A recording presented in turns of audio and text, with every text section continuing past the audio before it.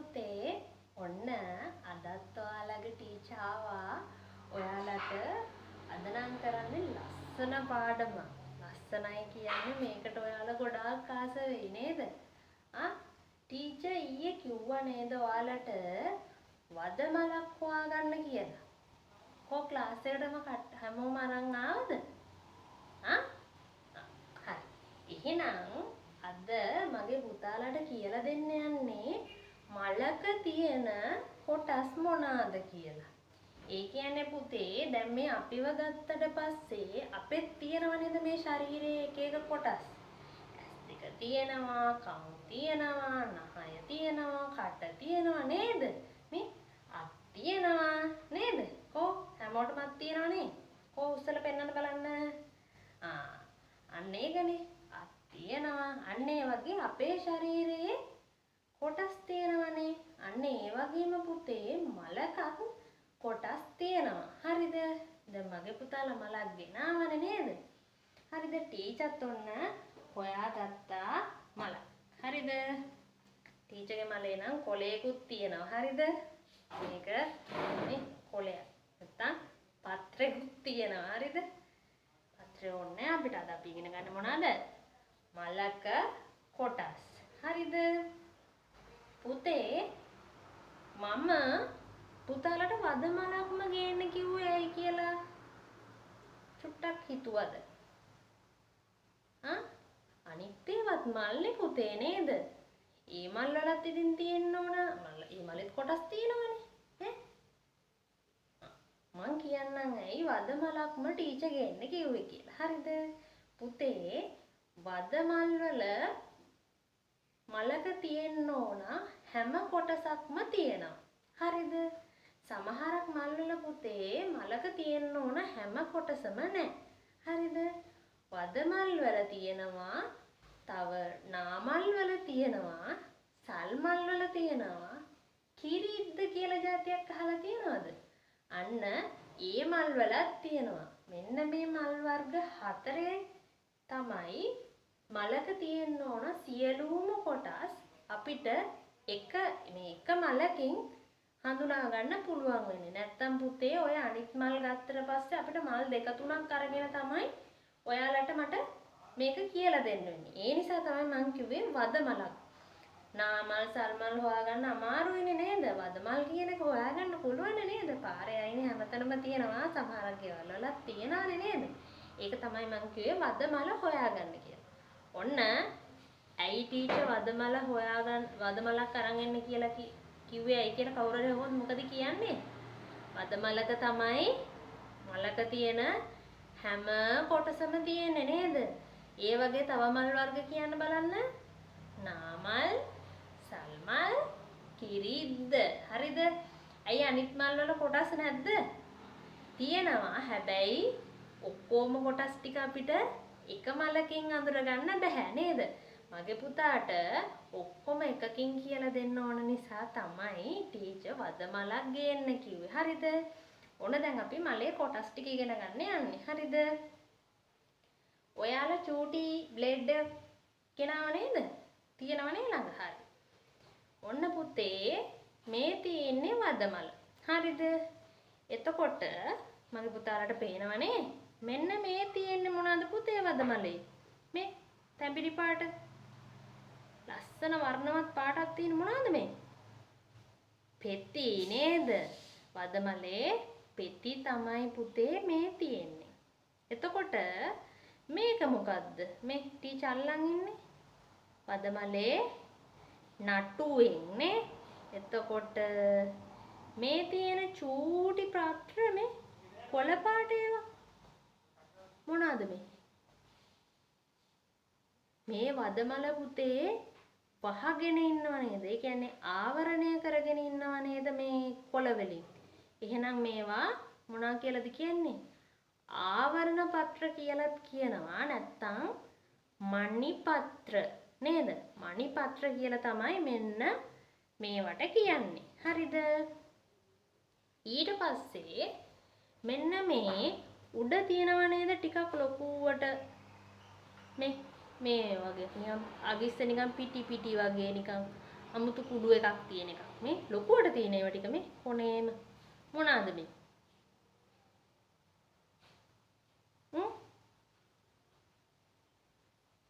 ඒකට කියන්නේ පුතේ කලංකය කියලා. හරිද?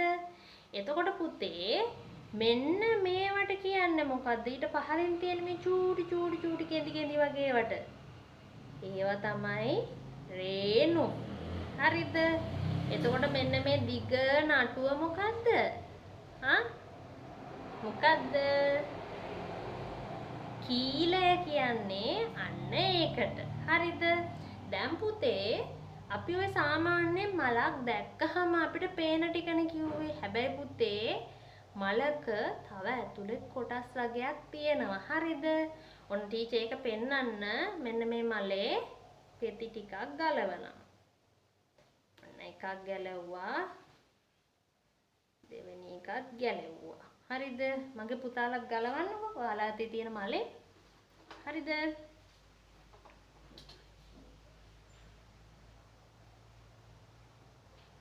ඊට පස්සේ මෙන්න මේ මණි පත්‍රේ චූට්ටක් මෙන්න මෙහෙම අරින්න පුතේ.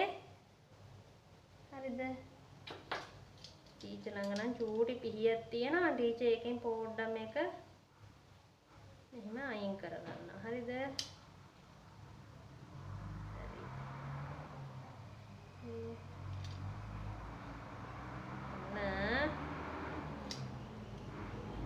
මණි පත්‍රෙත් අයින් කරගත්ත චූට්ටක් වෙන්න. හරිද?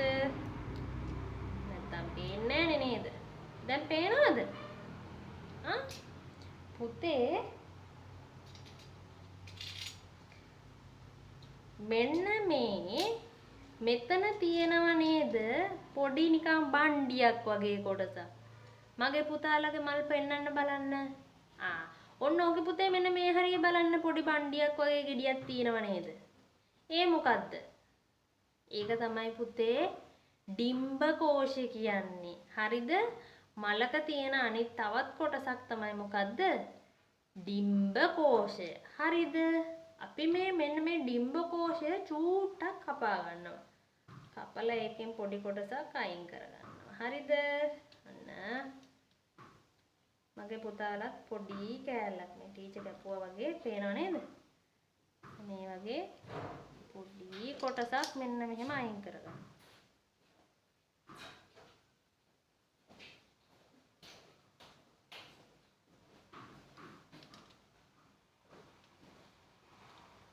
මෙන්න පුතේ ඒකේ ඇතුලේ තව තියෙනව මොනවාද මේ? ඩිම්බ නේද? ඒ කියන්නේ ඩිම්බ කෝෂය ඇතුලේ තියෙනවා ඩිම්බත් නේ. දැන් ඔයාලගේ මල කපා ගත්තද? අන්න ඒක ඇතුලේ බලන්නකො තියෙනවද කියලා.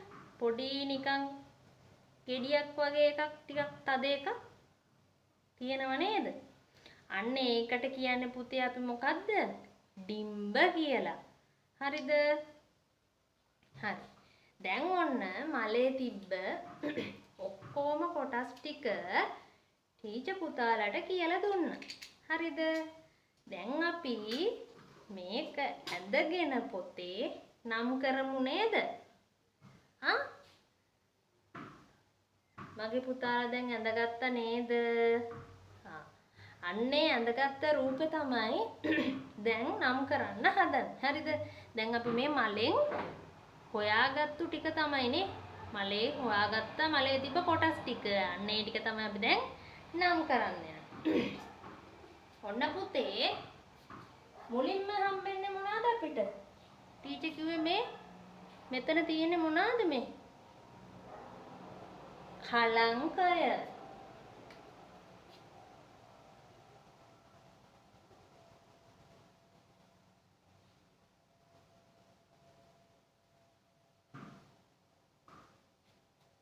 එතකොට ඊට පස්සේ මේ චූටි රේණු කෙඳි වගේ තියෙන්නේ.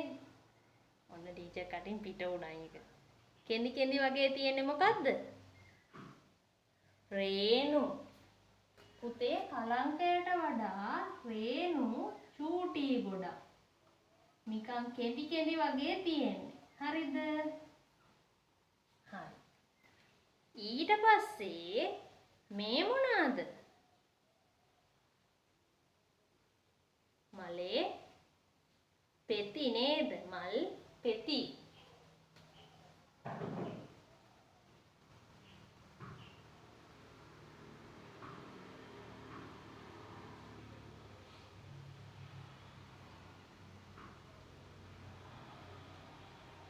ඊට පස්සේ පුතේ ටීචර් කිව්වා මෙතන බණ්ඩිය වගේ මොකක්ද අපිට හම්බ වුනේ? ඩිම්බ කෝෂය.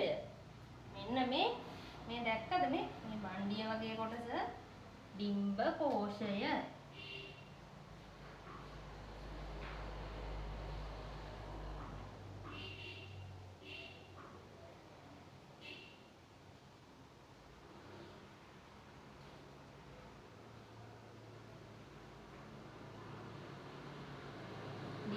කෝෂය.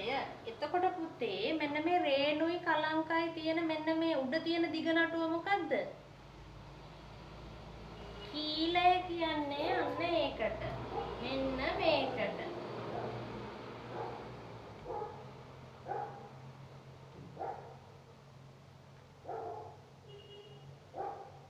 ඒක තමයි කීලය කියන්නේ. එතකොට මෙන්න මේ ඩිම්බ කෝෂය ඇතුලේ මම කිව්වා තව දේවල් වගේක් තියෙනවා කියලා. මොනවාද? ඩිම්බ නේද? මේ තියෙන්නේ පුතේ මොනවාද? ඩිම්බ.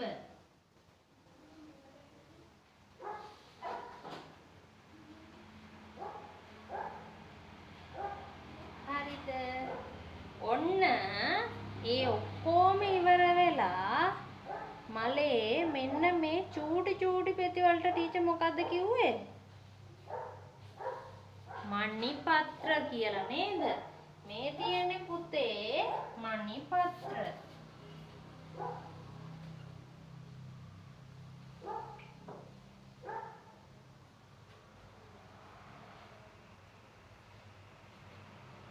එතකොට මේ මල රැඳිලා තියෙන්නේ මොකෙන්ද මේ?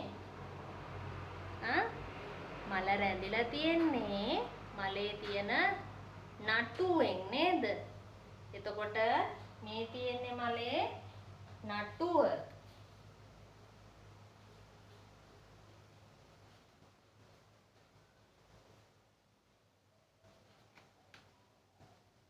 ඔන්න අපි මලක් බලන ගමන් මලේ කොටස් ටිකක් ලියලා ඉඳගෙන නම් කරා නේද? ආයි චුට්ටක් බලමුද? මලේ උඩම තියෙන අර මහාත කෙඳි ටික මොනවාද? කලංකය. ඊට පස්සේ තියෙන චූටි කෙඳි ටික රේණු. ඊට පස්සේ ඒ ටික තියෙන මේ දණ්ඩ වගේ එක මොකද්ද මේ? කීලය. හරිද? එතකොට මලේ ඊට පස්සේ මේ තියෙනවා මොකද්ද? පෙති. ඊට පස්සේ මෙන්න මේ බණ්ඩිය වගේ කොටසක් තියෙනවා. ඒකට මොකද්ද කිව්වේ? ඩිම්බ කෝෂ. එතකොට මේ බණ්ඩිය ඇතුලේ ඩිම්බ තියෙනවා. ඊට පස්සේ මේ ඔක්කොම ආරක්ෂා කරන්න වහගෙන ඉන්නේ කවුද? මණිපත්‍ර නැත්තම් ආවරණ පත්‍ර කියලාත් කියනවා. අපි මණිපත්‍ර කියලා ඉගෙන ගමු. හරිද? එතකොට මේ සම්පූර්ණ මලම තියන් ඉන්නේ මොකෙන්ද? මලේ නටුවෙන්නේ. හරි. දැන් ඔයාලා ඇඳගත්ත මල නම් කරගත්ත නේද මෙහෙම? ඔන්න මේ උඩම තියෙන ලොකු කෙඳි වගේ තියෙන එක මොකද්ද? කලංකය. ඊට පස්සේ චූටි කෙඳි ටික මොනවාද? රේණු.